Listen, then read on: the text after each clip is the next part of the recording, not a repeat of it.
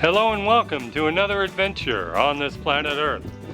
This week we're kicking off a new series called My 5 Favorite People, Places and Things with Moldova, a country I moved to in 2015 as a Peace Corps volunteer, and though I left 2 years later, my heart's still there.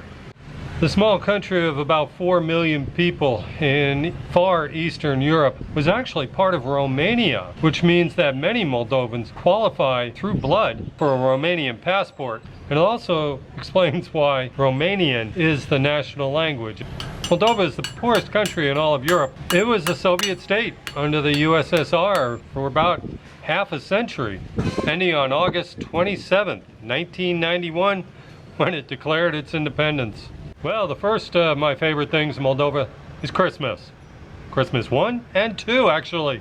Moldova has long winters, and a great way to break it up is through the holidays. 97% of Moldova is Christian Orthodox. They don't have the December 25th Christmas. They celebrate it about, 12 days later.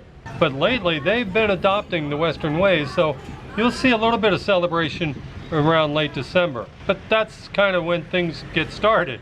It's kind of neat to watch people buying Christmas trees in early January. So all of December is kind of an easy ride weather-wise. And then you have the small celebrations of the Western Christmas for fun. And then there's New Year's to celebrate. And then about a week or so later, Crăciun Fericit. That's a Merry Christmas in Romanian. They don't celebrate their Christmas the way us Westerners do with swapping gifts and raiding the Walmarts. No, they don't do much of that, but they do celebrate. And they celebrate in the streets. Number 2 on my list is photographing. And a few of my favorite things to photograph: sunflowers. They only come out for about a month every year, but man, they are beautiful. One thing about Moldova is the rolling hills. They put those sunflowers on a beautiful, beautiful display. I also like to photograph, the churches, yeah, but specifically the bell towers. I have seen some huge bells. Here's a beautiful bell at my training site in Kostest. It was a good 6 feet across.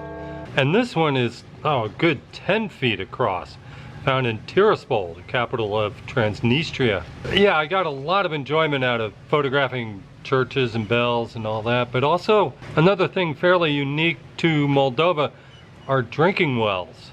Elaborately decorated and found on almost every corner still.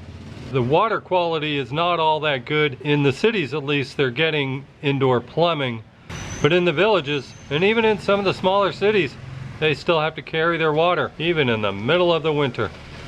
Absolutely, my most favorite thing to do in Moldova is to trek the countryside. And here's why Moldova. Well, first of all is their zoning. In Moldova, you can own a home only within the city or town limits. It's kind of crazy because you'll get in a car and leave town and then all of a sudden, nothing but farmland and forest until you get to the next town. There are very few big farms in Moldova. Most of them are sort of these remnants from the Soviet times when every family had a patch of land to farm on. And so you see this quilt of agriculture. But the thing is, all those lots are connected somehow by some kind of farm road. And those are pretty easy to travel by foot or by bike. You could just pick any 2 towns and you could hike between them and get beautiful views along the way. Another reason why it's beautiful, no homes are allowed to be built on water. And so anytime you see a river or a lake or even a pond, it's a public park basically. My favorite project was a photography one called Imagine Rishkan. So I took photographs throughout the 45 cities, towns, and villages throughout my district. Took me a year. Peace Corps volunteers aren't allowed to drive. So I'd plan a day with 3 or 4 towns or villages, ride to them and then ride between them. And it was really just an incredible experience.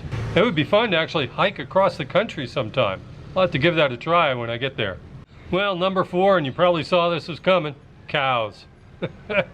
Dairy cows are all over Moldova, at least in the northern part where I lived.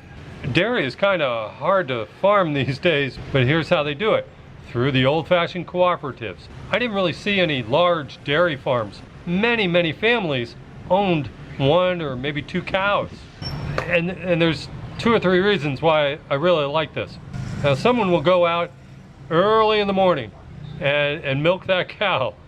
And then they'll take that bucket of milk and they'll carry it to the center of town to the milk distribution center, which is usually in front of somebody's home with a big stainless steel tank. But then they dump their milk into that vat, and they have only a few hours to do that because sometime in the morning that truck comes by and picks up that milk.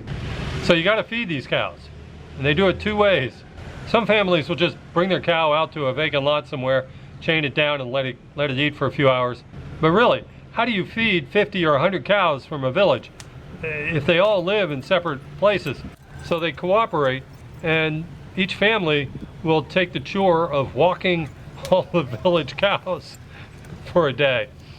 So you'll see dads and moms and even kids out there herding the cows down the middle of the street across the bridge, and they graze for a while and then they bring them back home. So how do they feed their cows all winter? There are very few lawnmowers in Moldova. My city of 15,000 people had 2 lawnmowers. One of them was for the district offices, and the other one was for the football, the soccer field. They don't mow their yards. Most of them don't have yards, but even the parks and public areas, they need to be trimmed. They cut the grass there about twice in the summer, and they do it with those long scythes. They do it with those long knives on handles. They cut it twice a year, and they gather it all up, and they bring it back to their home and store it up for the winter, and that's for their cow.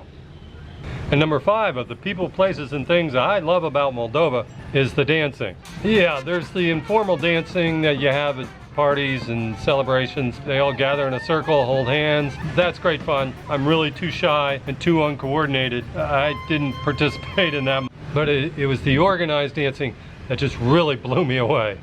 This was incredible. Throughout Moldova, there's not a lot of sports, football or soccer, basketball. That's about it. And very few other activities within the schools. The big one is dance.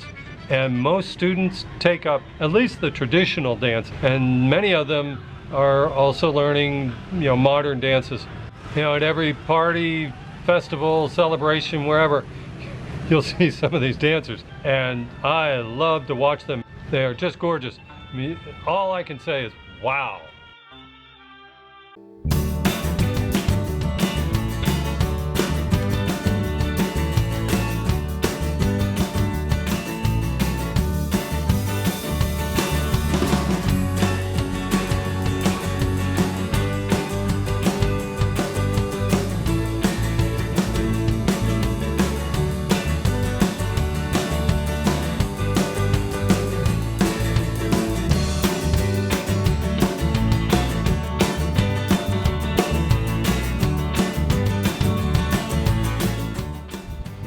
Well, thanks for hanging. I hope you enjoyed my latest adventure.